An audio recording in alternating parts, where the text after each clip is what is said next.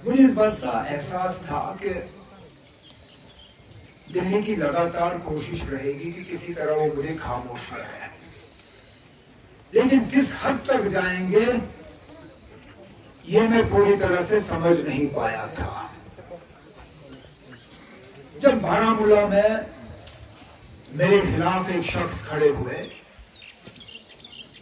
जिन्होंने जेल से कागज भरे थे, जिन्होंने जेल से अपनी आवाज रिकॉर्ड कराई और लोगों तक पहुंचाई, जिन्होंने जज्बात के बुनियाद पे वोट मांगे और मुझे इलेक्शन में हराया, मैंने इसको ज्यादा खतरनाक नहीं समझा। मैंने ये सोचा कि जिस शख्स ने पहले भी इलेक्शन लड़ा है, इस बार भी उसने अपनी किस्मत आजमाई और जीत गया, लेकिन उससे अलावा मैंने नहीं सोचा। मैंने उसको साजिश के तौर पर नहीं देखा, मैंने कोई दिल्ली के एजेंडा के तौर पर नहीं देखा। मैंने ये समझा कि मेरी किस्मत खराब थी, उसकी किस्मत ठीक थी और नतीजा निकला। लेकिन जब मैंने गांधरबल इलेक्शन लड़ने का फैसला किया और फिर खबरें आनी शुरू हुई कि जेल से एक और बाशिंदा अब मेरे खिलाफ लड़ने की बात कर रहा है, मैं मजबूर हुआ सोचने पे कि यार ये मेरे पीछे ही क्यों इन लोगों को लगाते हैं, जेल से इनको लाते हैं मेरे खिलाफ इलेक्शन लड़ने के लिए, मत इसमें कोई साजिश है। अब बारामूला का तो मैं तब भी सोच सकता था, वो वहीं का था,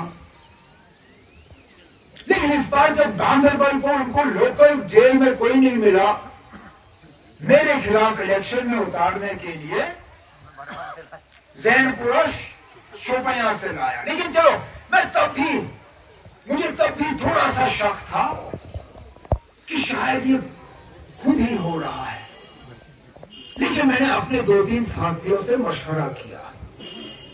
मैंने कहा ना, मैं साबित करना चाहता हूं कि ये दिल्ली की साजिश रचाई जा रही है और इसको करने का एक ही तरीका है कि हम एक और सीट जो है वो लड़ेंगे, लेकिन हम बताएंगे नहीं किसी को कि हमने कौन सा सीट लड़ना है।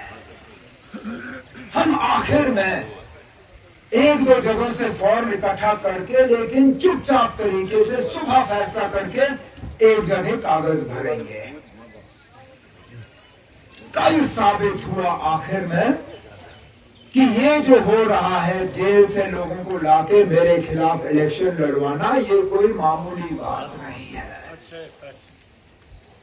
नहीं तो मुझे बताइए ना, वो शख्स पहले गांधरबल से कागज भरता है, फिर क्योंकि हमने पहले ऐलान नहीं किया कि मेरा दूसरा सीट कौन सा होगा, इससे पहले मैं एमएलए बीरवा का था, उनको शक था कि मैं बीरवा से कागज भरूंगा, उसने अपने कागज बीरवा से तैयार किए। जब दोपहर को मैंने बड़गाम से अपना दूसरा कागज का हिस्सा भरा, ये लोग फंस गए थे क्योंकि मैंने पहले बीरवा से अपनी तैयारी की थी। अब इससे आपको पता चल जाता है कि जम्मू कश्मीर में और खासकर कश्मीर में किसी और सियासतदान को दिल्ली वाले खामोश करने की कोशिश नहीं कर रहे हैं जितना वो मुझे खामोश करने की कोशिश। क्यों? क्योंकि मैं जब बात करता हूं तो आपके जज्बातों की तर्जुमानी करता हूं, लोगों के मसलों की बात करता हूं, हमारे खोए हुए इज्जत की बात करता हूं। जब मैं अपनी टोपी आपके सामने फैलाता हूं, मैं सिर्फ अपनी टोपी की बात नहीं करता, क्योंकि मुझे इस बात का बेहद एहसास है कि मेरी इज्जत आपकी इज्जत है, आपकी इज्जत मेरी इज्जत है। अगर आपकी इज्जत में कोई कमी आई तो मेरी इज्जत कैसे बढ़ सकती है? मैं जब दिल्ली से लड़ता हूं तो सिर्फ अपने नहीं लड़ता हूं, अपने घर के लिए नहीं लड़ता हूं। हम जो लड़ाई लड़ रहे हैं आज, वो पूरे जम्मू कश्मीर के लिए है और वो इन बीजेपी वालों को पसंद नहीं है। तभी तो एक के बाद एक साजिश रचाई जा रही है। लेकिन ये साजिश जो है ये एक ही बार कामयाब हो सकती है। इस बार मेरा अपने गांदरबल और बिलखसूस आज फाग ब्लॉक के लोगों पे पूरा भरोसा है कि वो सोच समझ के वोट डालेंगे। और मैं इस चीज को छेड़ता नहीं अगर मेरे साथी इसका जिक्र नहीं करते। लेकिन राठौर साहब ने भी जिक्र किया, हमारे बाबा साहब ने शायद इसके बारे में कुछ कहा नहीं कहा, फारूक ने कहा या ग्यास साहब ने कहा, ये जो लोकल नॉन लोकल है। अब खुदारा मुझे बताओ,